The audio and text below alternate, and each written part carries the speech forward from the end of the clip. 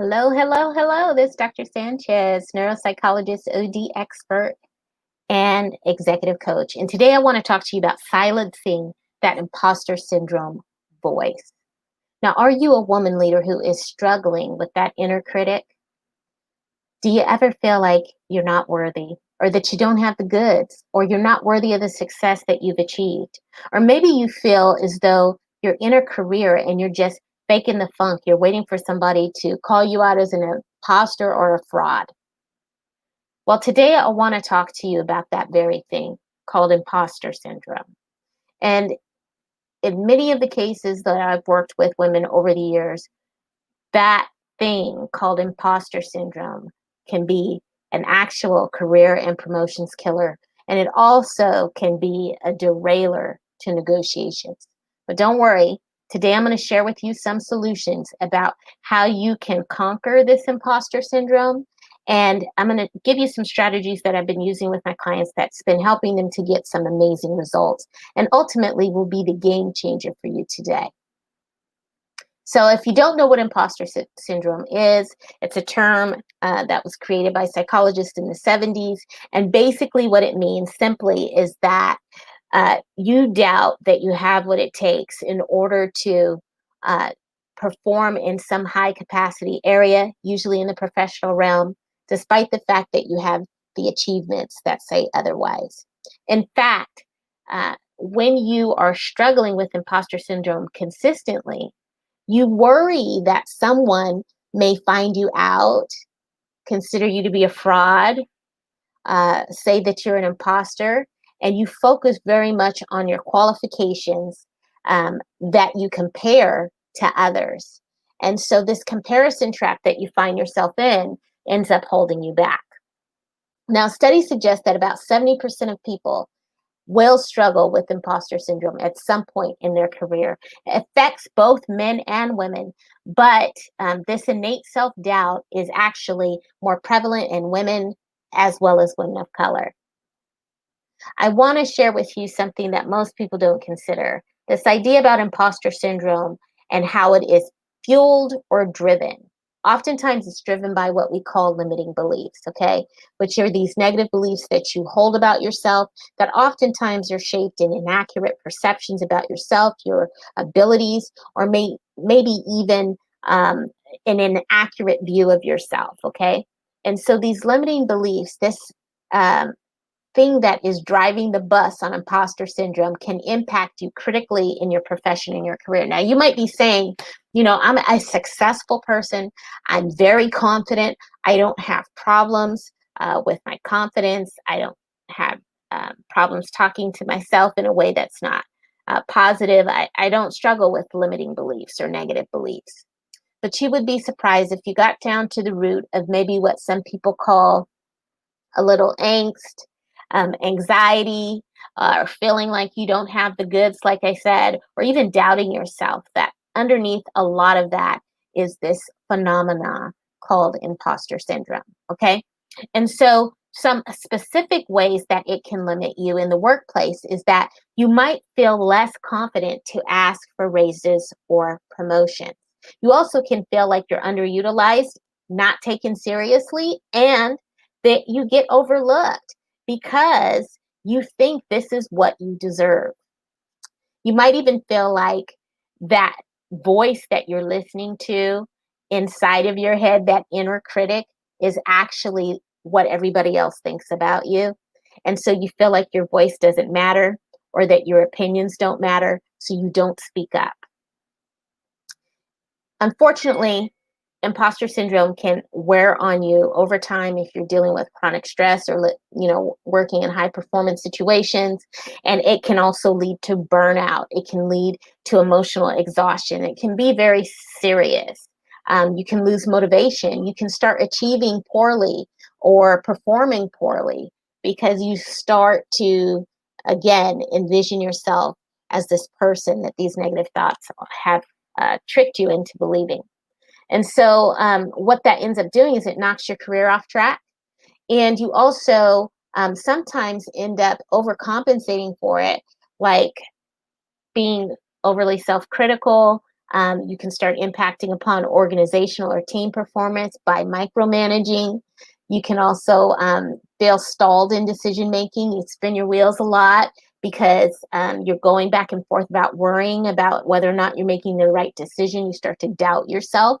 And you can also be pretty perfectionistic. So if you struggle with any of these things and you notice that you do this, you're spending several hours trying to figure out how to compose an email, or someone makes a response to something you said in a meeting, and you're riddled with that appraisal of yourself being negative for days and sometimes weeks. Like, imposter syndrome has this spectrum. It could be something that you have a little bit of, or it could be something that's very pervasive and more prevalent to the point it starts impacting upon your behavior.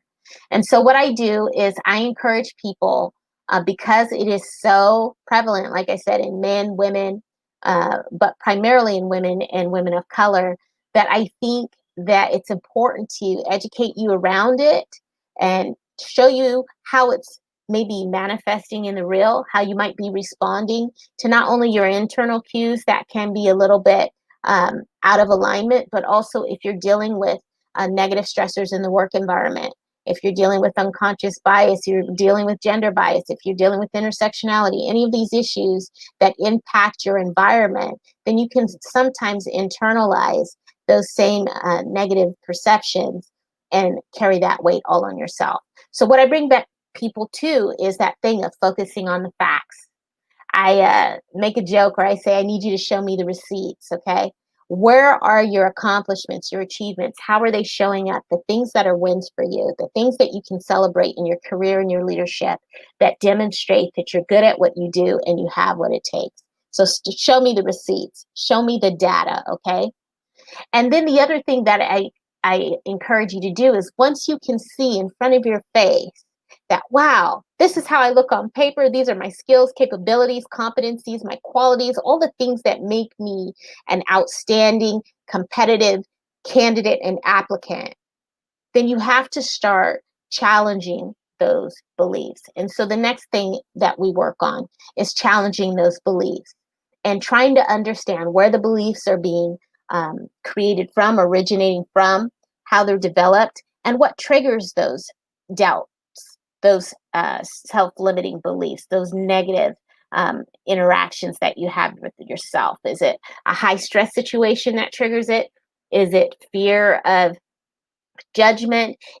Is it showing up at times where maybe you're highly visible? Maybe you're performing in a meeting, responding in a meeting, presenting in a meeting, talking in front of key decision makers. When is it showing up?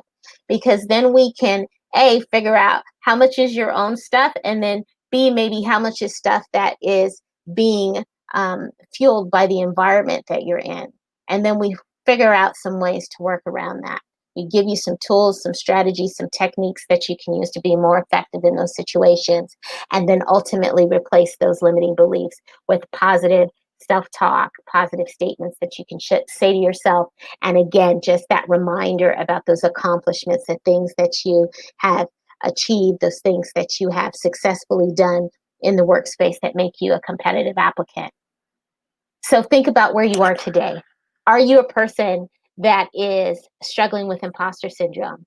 Have you allowed that self-doubt, lack of confidence to hijack your career trajectory? Are you feeling like you're off course? Do you know where it is you want to go in your career? Do you feel like you're on course, like you're on the right path? Or are you feeling like, no, I'm not anywhere that I thought I would be right now? Maybe imposter syndrome has something to do with it. Maybe it's other systemic factors or environmental factors that are contributing to that. Or maybe you're a person that has felt like you've worked your tail off to get where you are, right? But you still doubt like you have what it takes to even take yourself to the next level and maybe even keep the job. Or maybe you're feeling bored, stuck, underutilized, undervalued, any of those things, underpaid, and you feel like you've hit that proverbial glass ceiling. Do you feel like there's nowhere I can go in this company? I can't move any further up. Somebody is in that position. I can't go horizontally to another position or laterally and jump departments because somebody's in that position. There's no place for me to go. Or maybe you feel that way if you're in an industry that you've advanced to the highest level that you can, but you're not able to make any more money. So what are you going to do with that? And you're trying to decide what to do next. Maybe you're lacking in clarity. Well, what I want to say is getting that needed clarity is important to help you to be able to advance in your career. And it will help you to outline exactly what it is that you're good at. And then once you have that clarity, it will help to improve your confidence. So part of that clarity comes from being able to know who you are and what you bring to the table, okay?